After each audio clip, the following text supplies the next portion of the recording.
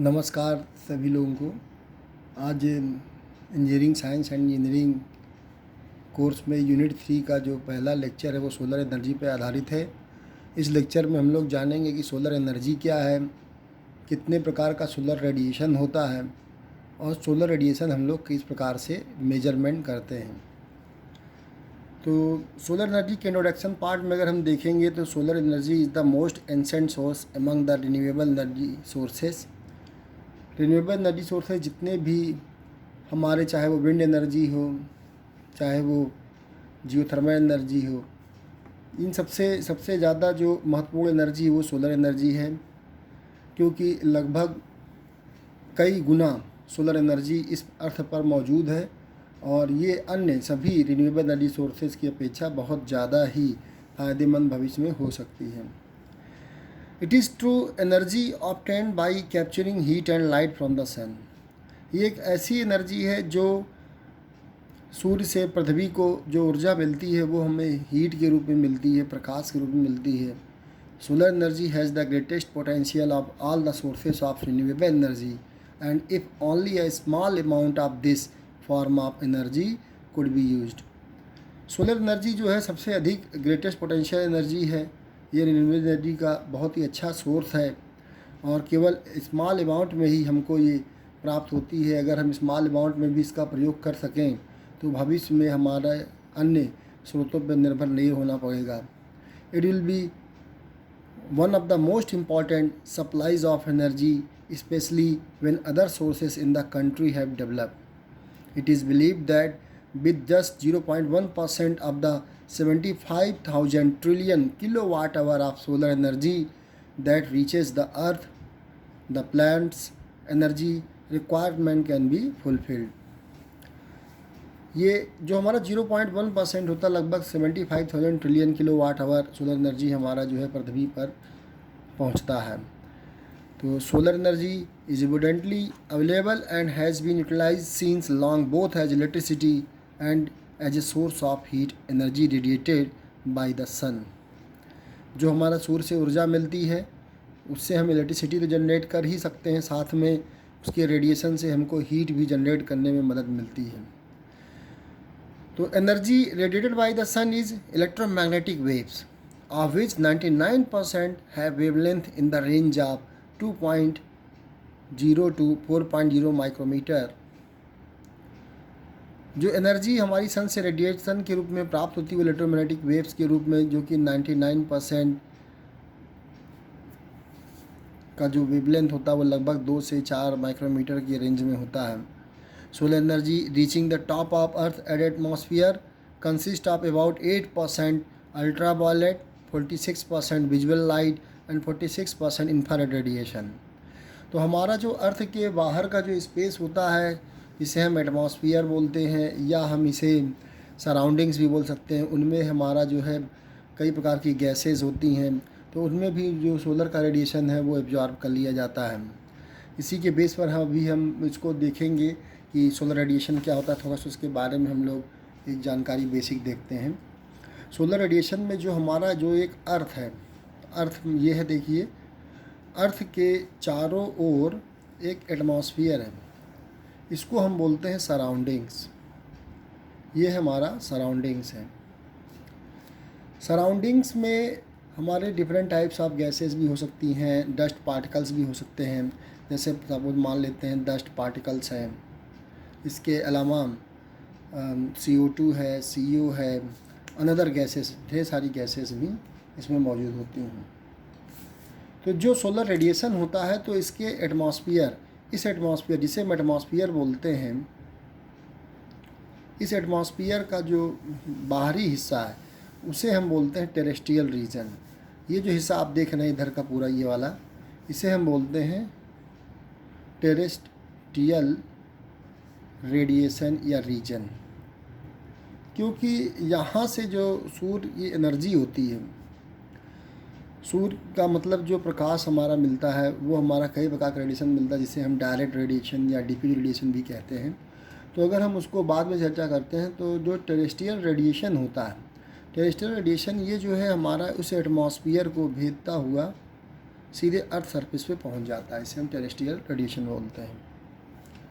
तो extra terrestrial radiation क्या होता है कि जो सन की जो रेडिएशन है वो जब हमारा जो एटमॉस्फेयर है, सराउंडिंग है अर्थ के चारों ओर, जब उसको भेद के अंदर ना जा पाए, बाहर ही रह जाए, तो उसे हम बोलते हैं extra terrestrial radiation. Extra terrestrial radiation बोला जाता है।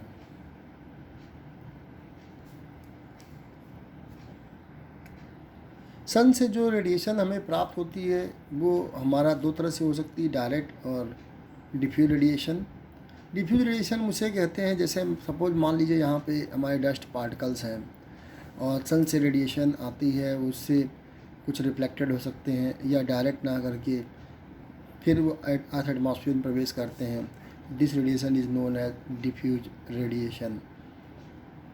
और जो डायरेक्ट रेडिएशन होती है वो सीधे अर्थ सरफेस पे पहुंचती है, उसे हम बोलते हैं डायरेक्ट रेडिएशन। तो टेरेस्ट्रियल रेडिएशन भी हमारा डायरेक्ट रेडिएशन की तरह ही है, जो हमारे अर्थ के चारों ओर के एटमॉस्फेयर को भेदती हुई पहुंच जाती है। यह एटमॉस्फेयर में हमारा aerosol, carbon dioxide, carbon monoxide, ozone, another gases होती हैं जिनके कारण हमारा रेडिएशन प्रभावित होता है।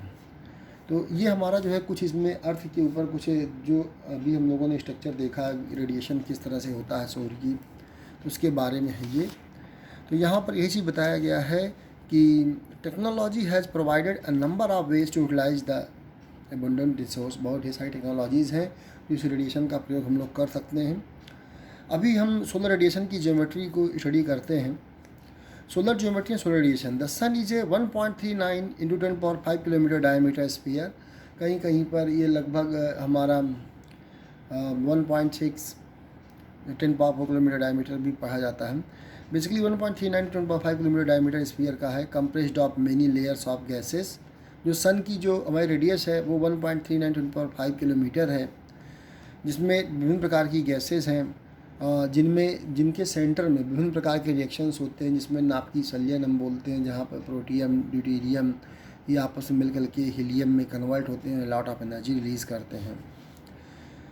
तो हम अगर ध्यान दें तो daily rotation of the earth about the axis through its 2 celestial poles.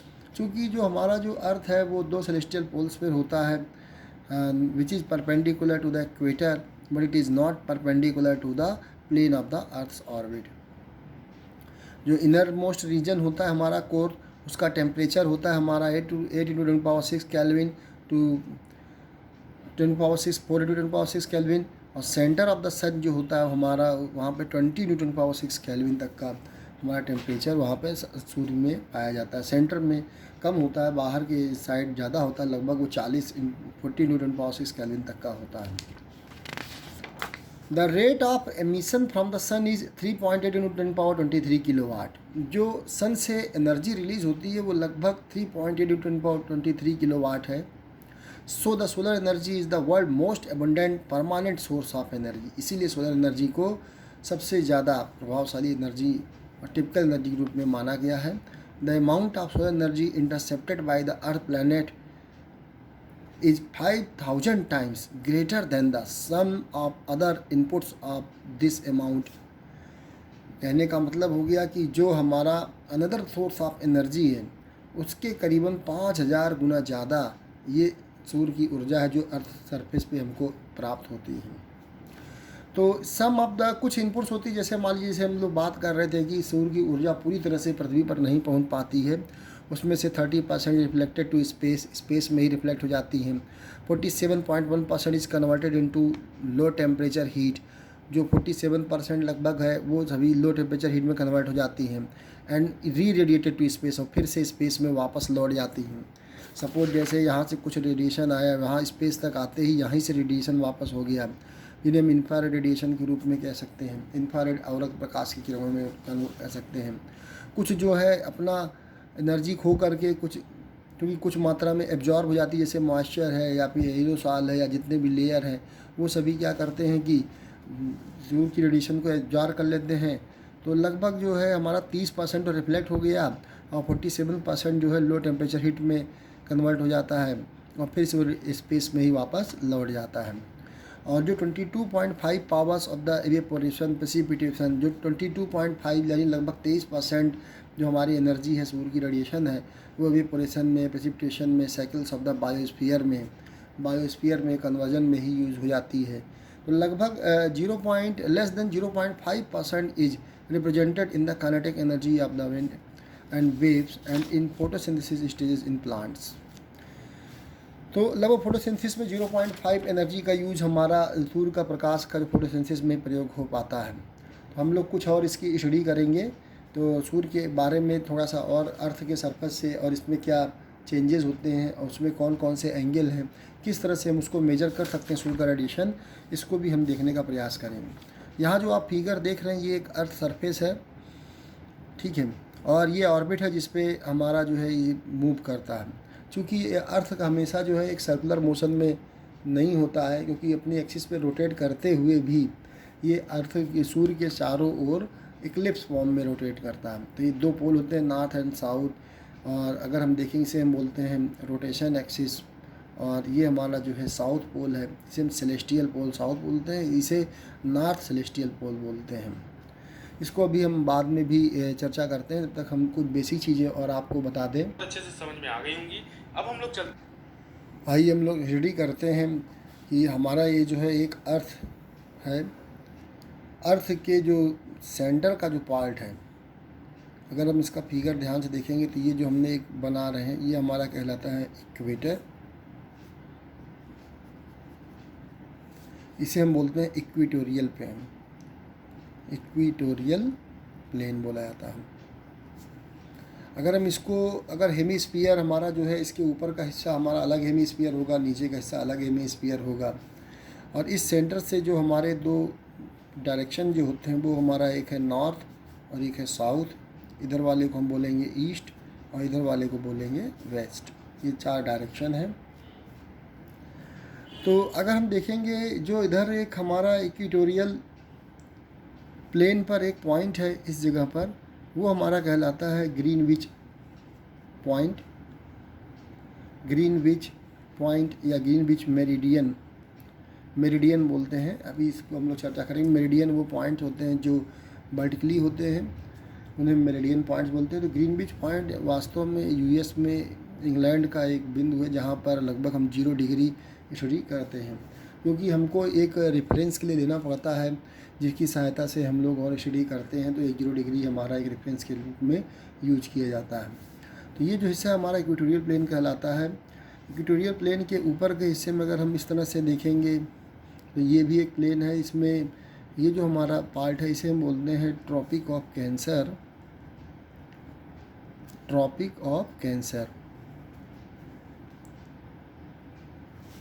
और इसी तरह नीचे भी एक होता है जिसे हम बोलते हैं ट्रॉपिक ऑफ कैप्रिकॉर्न।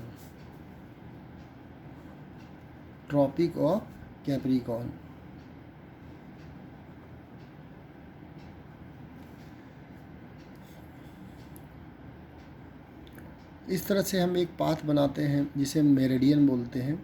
मेरिडियन को ऐसे निकाला गया जो कि हमारा वर्टिकली होता है, north pole to south pole, इसे हम मेरिडियन बोलते हैं। तो मेरिडियन में हमारा यहाँ पर जो एक इस ट्रॉपिक ऑफ कैंसर पे एक पॉइंट है, ये हमारा बेसिकली हम लोग इसको मान चलते ये इंडिया है, जहाँ पर हमको दो चीज़ यानी लॉन्गिट्यूड्स, इसके अलावा लैटिट्यूड्स अगर हमारे पास पता है और साथ ही साथ हमारा अर्थ का रेडियस पता है, रेडियस अगर हमारी अर्थ की रेडियस पता है तो 3 क्वाड्रेंट्स अगर हमारे मिल जाते हैं तो हम एंगल निकाल सकते हैं। इसके अलावा हम तभी हम इसमें से कैलकुलेशन कर भी सकते हैं इसके रेडिएशन से संबंधित, ये हमें 3 चीज़ों को जानना ज़रूरी होता है, जैसे लॉन्गिट्यूड, लैटिट्यूड, इसके अलावा रेडियस ऑफ द अर्थ।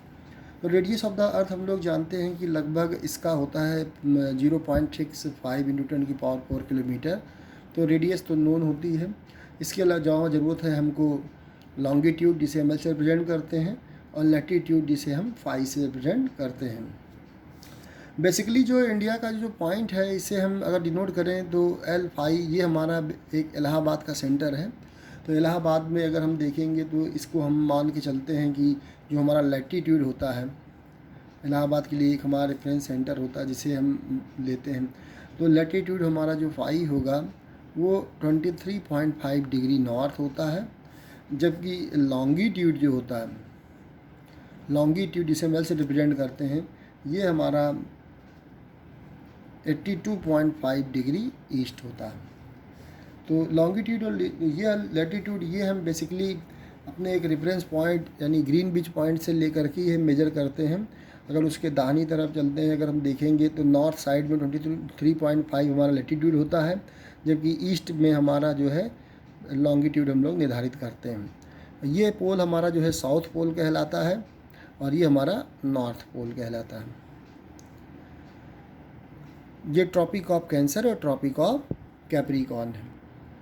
एक और स्ट्रक्चर में हम लोग स्टडी करते हैं कि जैसे अर्थ के हमारे जो स्ट्रक्चर लेंगे तो इसमें अगर नॉर्थ पोल और साउथ पोल के बीच जो वर्टिकल लाइंस होती हैं, एक लाइंस ऐसी होती है जो बिल्कुल स्ट्रेट होगी और अर्थ के सेंटर से गुजरेगी, तो इसे हम 0 डिग्री बोलते हैं। इसे हम बोलते हैं ग्रीनविच मेरिडियन, जैसा भी हमने पहले भी बताया था। इसके अलावा हमारा जो है ईस्ट साइड में इस तरह से सर्कुलर हमारा वर्टिकल लाइंस होंगी, दोनों तरफ होंगी, इस तरह से वर्टिकल लाइंस हमारे बनी होती हैं, ड्रा होती हैं। तो ये हमारा लगभग 20 डिग्री ईस्ट है। इसके अलावा ये 40 डिग्री है, ये हमारा जो है 60 डिग्री और 80 डिग्री ईस्ट, ये सब हमारे मेरिडियन है। इधर हमारे 20 degree west, 40 degree west, 60 degree west और 80 डिग्री वेस्ट, ये हमारे कहलाते हैं मेरिडियन, मेरिडियन ऑफ लॉन्गिट्यूड्स। इन्हें हम बोलते हैं मेरिडियन ऑफ लॉन्गिट्यूड्स। जबकि अगर हम एक और फिगर लेकर मान लेते हैं कि हमारे जो पैरेलल लाइंस होती हैं अर्थ सरफेस में जो हमारा इस तरह से जो पैरेलल लाइंस होती हैं, उनमें से सबसे पहले हमारा जो 0 डिग्री पे है वो हमारा इक्वेटर को रिप्रेजेंट करता है। इक्वेटर से ठीक 20 डिग्री नॉर्थ, यानी नॉर्थ और साउथ पोल के बात करें तो 20 डिग्री नॉर्थ है और इधर हमारा 20 डिग्री साउथ है, 20 डिग्री साउथ की तरफ है। फिर हम थोड़ा और ऊपर जाएंगे तो लगभग ट्रॉपिक ऑफ कैंसर मिलेगा।